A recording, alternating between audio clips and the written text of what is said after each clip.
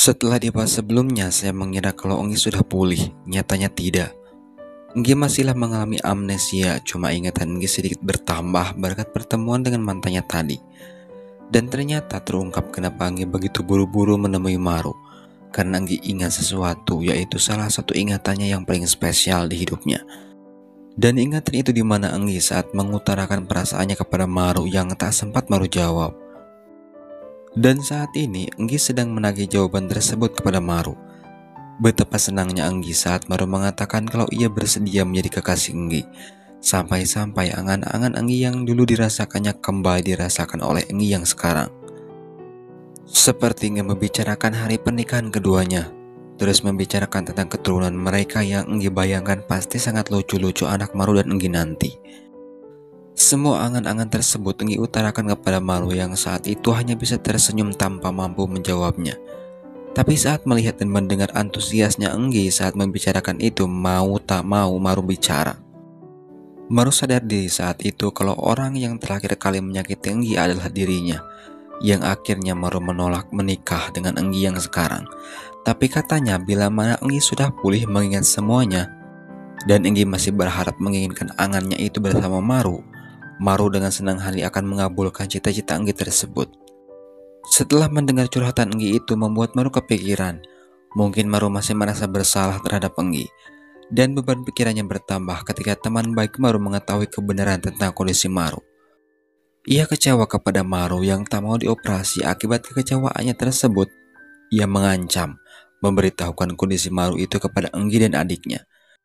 Mendengar itu, Maru meminta kepada teman baiknya tersebut untuk tidak melakukan itu. Ia juga berjanji kepadanya kalau ia bakal dioperasi setelah semua urusannya selesai, katanya. Dan pembicaraan mereka semakin panjang dengan kekepoan teman Maru tersebut. Maru menjelaskan kalau sampai ia dioperasi sekarang, ia ditakutkan dengan efek samping dari operasi itu sendiri.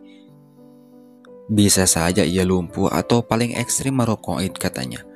Maru takut kalau urusannya tidak terselesaikan. Ia juga meminta kepada temannya itu untuk membiarkan kebahagiaan sesaatnya bersama orang-orang yang disayanginya. Yang akhirnya temannya itu mengerti. Ia bahkan mencoba menenangkan perasaan Maru dengan cara bercanda ria dengan Enggi dan adiknya. Dan momen tersebut Maru benar-benar rasakan dan meresapinya. Setelah berhasil menutup mulut sohibnya, Maru kembali menemui permasalahan di kantornya. Ia mendapat laporan tentang Enggi dari ajudannya kalau media massa dihebohkan dengan pemberitaan kondisi Enggi yang amnesia. Dan Maru sudah bisa menebak kalau itulah siapa. Tak mau kalah dari Maru, ajudan Enggi bergerak cepat dengan membuat rencana tandingan. Dan rencana itu adalah mempercepat pernikahan Maru dan Enggi. Dan berita itu sukses menggeser berita sebelumnya. Bahkan berita itu sampai ke telinga dua si Jalim.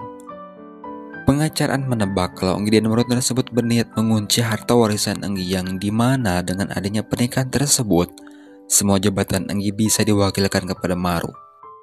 Dan ia juga menebak kalau strategi yang digunakan ajudan Enggi tersebut itu untuk melawan rapat mosi tidak percayanya kepada Enggi, yang sudah pihak Enggi dan Maru prediksi. Tapi setelahnya ada yang aneh dengan si Nuna. Ia terlihat benar-benar tak ikhlas melihat Maru bersanding dengan anak tirinya. Bukan tak ikhlas karena hartanya yang akan sirna, melainkan sesuatu yang lain. Dan sesuatu itu mungkin perasaan tulus si Nuna kepada Maru. Itu bisa ditelaah saat si Nuna menemui Maru untuk meminta penjelasan tentang pemberitaan tersebut. Bahkan si Nuna sampai nangis-nangis agar Maru tidak menikah dengan Enggi. Dan seperti biasa, apa yang dilakukan si Nuna barusan sama saja membiarkan perasaannya tercabik oleh Maru. Maru dengan songongnya menolak permintaan si Nuna itu karena Maru cinta mati kepada Enggi, katanya. Setelah membuat si Nuna kembali patah hati, sekarang Maru, Enggi dan ajudannya membahas tentang rencana mereka yang akan sesegera mungkin melaksanakan itu. Dan yang membuat Maru terdiam saat Enggi menyayangkan pernikahan itu hanya settingan. Padahal katanya ia ingin sekali menikah dengan Maru. Maru yang mendengar itu lagi-lagi hanya bisa terdiam tanpa menjawab. Di tempat diskusi tersebut juga ada momen yang membuat Maru dan ajudan Enggi khawatir, yaitu Enggi tiba-tiba saja mempertanyakan siapa yang Enggi tabrak saat itu. Dan pertanyaan tersebut terpaksa ajudannya jawab dengan kebohongan dengan mengatakan seorang wanita. Sebenarnya ia tahu kalau orang itu adalah Maru. Enggi yang mengingat sekilas itu bukan wanita yang akhirnya ia memutuskan untuk mencari tahu sendiri. Dan entah kenapa seolah ada seseorang yang menyimpan dengan sengaja dokumen yang Enggi cari itu di meja kerjanya. Sampai akhirnya Enggi membaca isi dokumen tersebut dan tahu semuanya. Melihat nama Maru yang ditabrak Enggi membuatnya tak percaya. Dan ingatan-ingatan tentang kecelakaan itu mulai terngiang di ingatan Enggi dengan jelas. Tapi setelahnya di depan Maru, Enggi bersikap seperti biasanya seolah tak terjadi apa-apa. Seolah ia ingin menyembunyikan itu dari Maru. Dan tujuan Maru ke ruangan Enggi berniat menghadiri acara rapat direksi yang Maru tebak rapat itu bertujuan melengsarkan Enggi. Maru juga meminta Enggi menghafal pidato yang dibuatnya dan meminta Enggi bersikap tenang. Tapi nyatanya orang yang diberi saran sedang sibuk melamunkan hal lain, dan lamunan itu tentang Maru. Semua pembicaraan dan sentuhan Maru saat itu berefek pada ingatan Enggi, semuanya berkaitan. Contohnya saja saat Maru memegang pundak Enggi, saat itu juga Enggi teringat saat Maru melakukan hal yang sama. Dan posisi itu saat Maru menyakitinya dulu. Dan sekarang sudah dipastikan kalau Enggi sudah pulih. Itu dibuktikan di meja rapat Enggi berbicara lantang seperti Enggi biasanya tanpa harus mencontek dari pidato yang Maru buat. Sampai-sampai Maru yang melihat itu takjub dan memuji Enggi. Seperti yang saya katakan sebelumnya, Enggi aneh, ia tak mau memberitahukan kabar baik tentang ingatannya itu kepada Maru. Contohnya saja saat Maru gajian dan menawarkan Enggi mau hadiah apa dari Maru. Enggi hanya mengatakan keinginannya saja, seperti ingin tas, bunga, dan lainnya. Tak ada pembahasan lain. Padahal momen tersebut pas sekali kalau Enggi membicarakan tentang ingatannya yang sudah kembali kepada Maru. Tapi itu tak dilakukan Enggi. Mungkinkah Enggi berniat balas dendam kepada Maru? Kalau melihat dari bukti-bukti yang ada, seharusnya Enggi bertujuan mengarah ke sana. Dan salah satu bukti itu adalah saat dimana keduanya janjian di suatu tempat untuk memberikan hadiah dari Maru untuk Enggi. Nyatanya Enggi pergi ke tempat ayahnya. Ia bercerita dan menyesalkan tentang apa yang dilakukannya karena memilih Maru. Dan satu lagi, ia juga menganggap kalau Maru itu orang jahat, katanya. Di saat yang sama, Maru terus-menerus menunggu Enggi di tempat yang dijanjikan, sampai akhirnya Enggi datang dan pura-pura bahagia menerima hadiah dari Maru tersebut. Selama itu Enggi benar-benar pura-pura menjadi Enggi yang tak tahu apa-apa. Yang tahu kalau Enggi sudah kembali hanya asistennya saja. Enggi seperti itu berkat ingatan tentang ayahnya yang mendidik Enggi menjadi perempuan kuat. Bahkan ia ingat betul saat ia kecil ia tidak diperbolehkan main boneka, karena menurut ayahnya Enggi bukan perempuan yang lembek, katanya. Kepura-puraan Enggi terus berlanjut ke pagi harinya, yang saat itu Maru sedang memasak sambil digelendotin Enggi. Disinilah awal mula keanehan Enggi diendus Maru. Itu berawal ketika Enggi terus-menerus bicara tentang hubungannya dengan Maru, yang mengatakan kalau ia bermimpi didustai Maru, katanya. Yang tadinya raut wajah Maru berseri-seri berubah menjadi serius.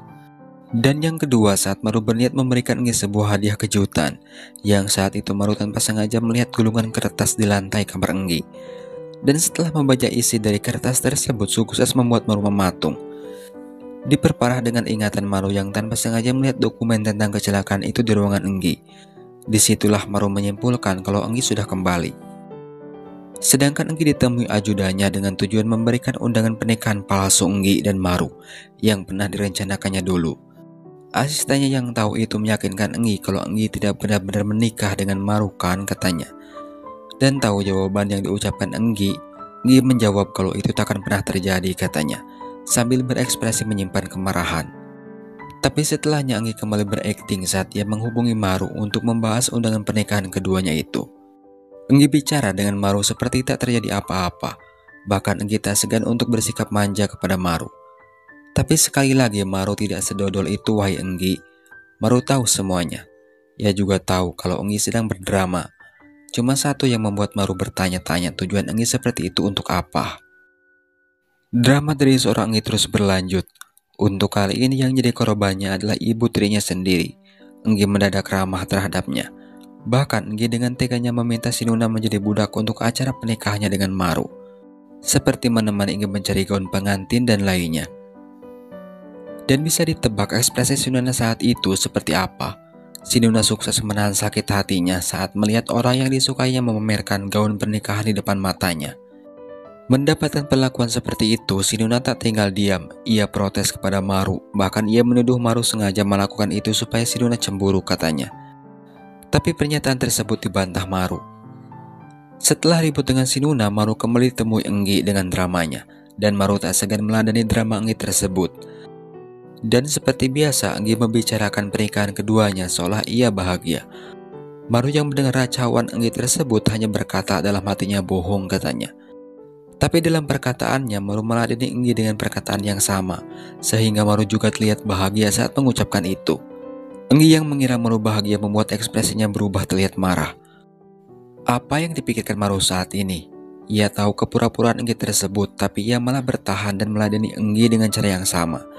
Dan yang lebih aneh lagi, ia terus-menerus membela Enggi seolah ia tak tahu apa-apa. Contohnya saja saat ia mempresentasikan proyek perusahaan yang akan dirilis perusahaannya, yang hasilnya Maru mendapatkan banyak pujian. Tapi ketika si Nuna ikut memujinya, Maru dengan santai mengakui kalau proyek yang ia presentasikan itu milik Enggi katanya. Mendengar lagi-lagi nama Enggi dari Maru membuat si Nuna kecewa. Ia terlihat cemburu. Sampai akhirnya si Nuna meluapkan kekecewaannya terhadap Maru setelah rapat itu berakhir. Momen itu juga menjadi ajang curhatan si Nuna yang mengakui kalau ia menyesal mencapakan Maru dulu. Bahkan si Nuna mendebak apa yang dilakukan Maru tersebut hanya sebagai ajang membalas rasa bersalahnya terhadap Enggi saja katanya. Tak lupa ia juga meminta Maru untuk tidak menikahi anak tirinya itu. Dan seperti biasa apa yang diucapkan si Nuna dan bagaimanapun keadaan si Nuna, entah itu mau nangis sampai kejang-kejang pun nyatanya Maru menepati perkataannya, yaitu Maru tak peduli. Dan yang mengagetkan semua pembicaraan si Nuna dan Maru tersebut didengar oleh Enggi sendiri. Yang jelas setelah mendengar pembicaraan keduanya, Enggi kembali aneh. Ia tiba-tiba saja mengakui tentang kebenaran kondisinya kepada ajudannya. Ajudannya yang mendengar itu tak percaya sampai menangis. Tapi sayangnya tangisan ajudannya itu tanpa sengaja dilihat pengacaraan, yang membuatnya langsung curiga. Dan berniat mengorek informasi itu dari Enggi yang ia tak tahu kalau Enggi sudah pulih. Walhasil niat hati ingin mengancam Enggi malah sebaliknya. Sampai suatu ketika acara pernikahan Maru dan Enggi akan segera diselenggarakan. Pernikahan tersebut akan dilakukan di sebuah gedung mewah. Bahkan saat itu keluarga Enggi dan Maru, terutama pengantin wanita sendiri yaitu Enggi, sudah sangat siap untuk melangsungkan pernikahan tersebut. Cuma satu orang yang sedari tadi tak kunjung nongol batang hidungnya, yaitu Maru. Melihat Maru yang tak kunjung datang, apalagi acara akan dimulai dengan hitungan menit lagi, membuat keluarga Maru kalang kabut. Dan nyatanya Maru sendiri sedang melamun di mobilnya. Yang pasti Maru sedang melamunkan Enggi saat itu. Dan kekacauan di acara pernikahan Enggi tersebut diperparah dengan sebuah berita di media massa yang memberitakan tentang masa lalu Maru dan si Nuna. Walhasil yang tadinya wartawan sibuk menunggu Enggi sebagai pengantin seketika berubah menjadi memburu si Nuna sebelum akhirnya pengacaraan mengamankannya. Setelah pemberitaan itu reda, Maru menemui Enggi yang masih betah di kursi pelaminannya. Maru datang ke sana dengan tampang cuek melewati ajudan dan asisten Enggi. Seperti biasa kalau sudah berhadapan dengan Enggi, Maru berubah menjadi sok peduli.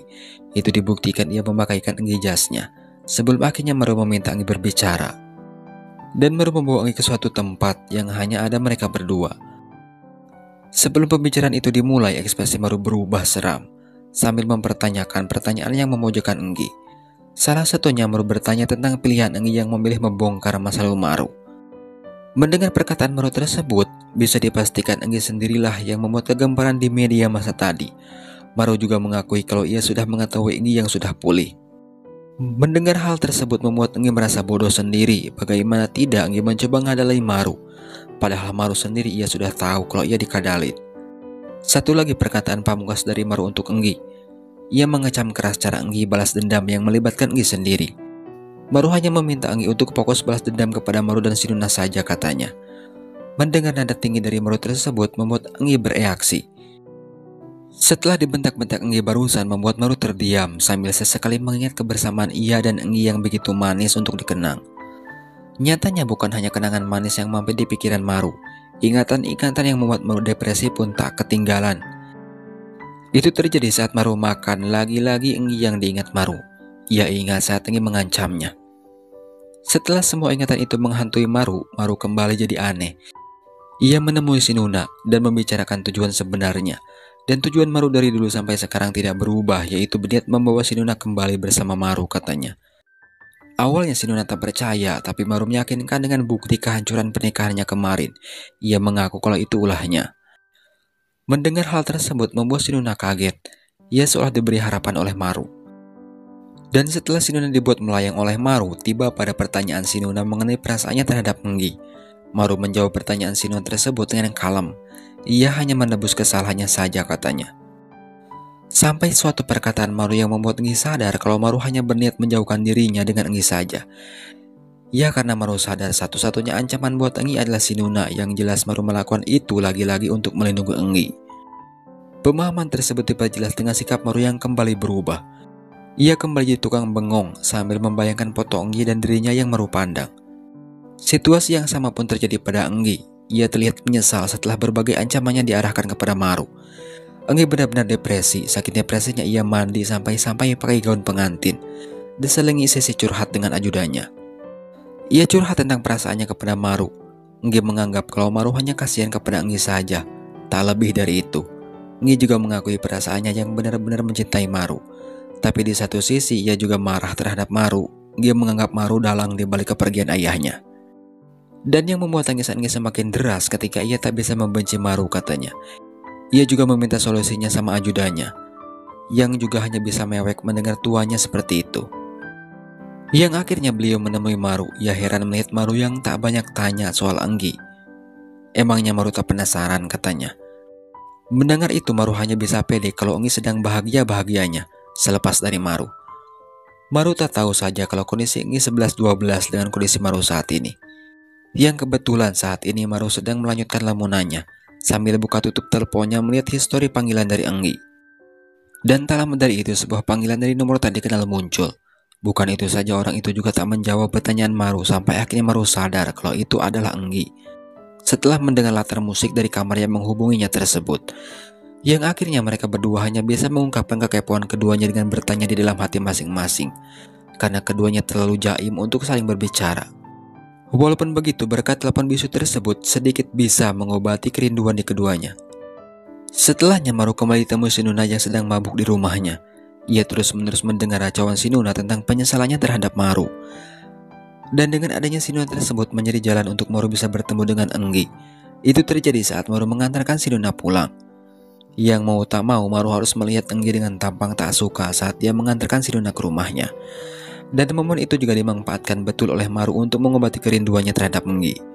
Maru mencoba menyapa Enggi dengan pertanyaan-pertanyaan ABG zaman sekarang, seperti sudah makan belum, apa tidurnya pulas, dan lainnya. Tapi sayangnya Enggi cuma menjawab saja. Walaupun begitu sudah cukup membuat Maru tersenyum. Setelah jaim terhadap Enggi, selanjutnya Enggi menemui ajudannya dan meminta informasi selengkapnya tentang kronologi ayahnya tiada. Ajudannya dengan jujur mengatakan tentang si Nuna dan pengacaraan yang juga ada di tempat kejadian. Tapi ada satu bukti penting yang tak ajudannya katakan, yaitu tentang bukti rekaman yang ajudannya punya. Tapi setelahnya ajudannya merasa bersalah sambil mengingat ancaman pengacaraan kepadanya. Yang akhirnya ajudannya ingin menemui Maru. Ia ke sana bertujuan menceritakan sesuatu hal yang penting, katanya. Tak jelas saat itu apa yang dikatakannya. Scene keburu berpindah ke hal yang lain. Yang saat itu Maru sedang menemui si Nuna yang sedang menangis. Dan momen tersebut juga disaksikan oleh Enggi dengan tampang tak percaya.